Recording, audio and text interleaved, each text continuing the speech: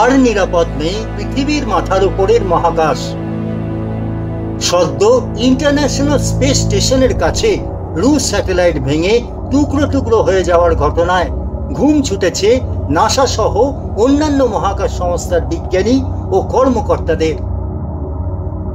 গত বুধবার 26শে June research P1 নামে রাশিয়ার একটি অকেজো স্যাটেলাইট হঠাৎই ভেঙে গিয়ে 100-র বেশি টুকরো হয়ে যায়।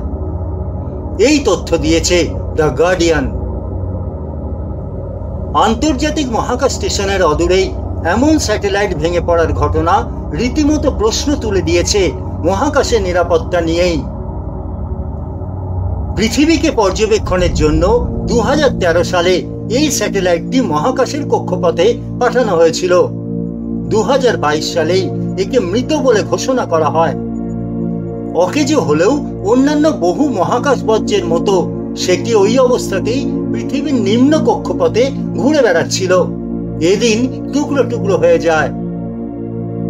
কিন্তু কেন এমন ভাবে ভেঙে পড়ল রুশ স্যাটেলাইট? বিজ্ঞানীদের অনুমান, বাতিল স্যাটেলাইটের ভেতরে কোনো সমস্যার জন্যই সেটি মহাকাশে এভাবে টুকরো টুকরো হয়ে ভেঙে গিয়ে থাকতে পারে। রাশিয়ার মালিকানাধীন কৃত্রিম উপগ্রহের এভাবে ভেঙে পড়ায় আন্তর্জাতিক মহাকাশ স্টেশনে থাকা মহাকাশচারীদের জরুরি ভিত্তিতে নিরাপদ আশ্রয় নেওয়ার নির্দেশ দেওয়া হয়। নতুন করে বিপদে পড়েন মহাকাশে গিয়ে সময়ে ফিরতে না পারা মহাকাশচারী সুনিতা উইলিয়ামস এবং বুচ উইলমোর।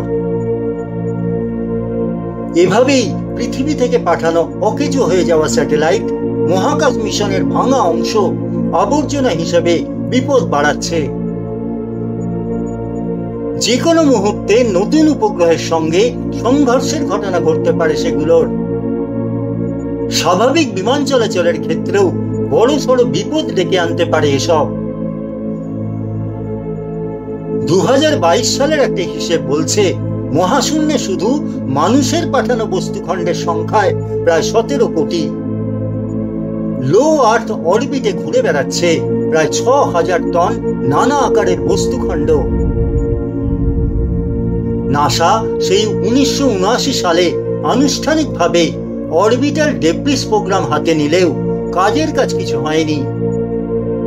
তার প্রধান কারণ এ বিষয়ে আন্তর্জাতিক কোনো আইন নেই।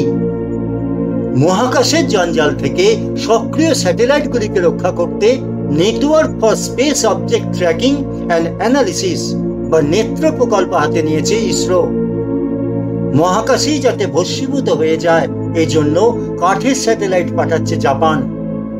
পৃথিবীর মাথার ওপর স্পেস জাঙ্ক নিয়ে এখনই সদর্থক কিছু না ভাবলে ভবিষ্যতে বড় বিপদ অনিবার্য বলে মনে করছেন মহাকাশ বিজ্ঞানীরা।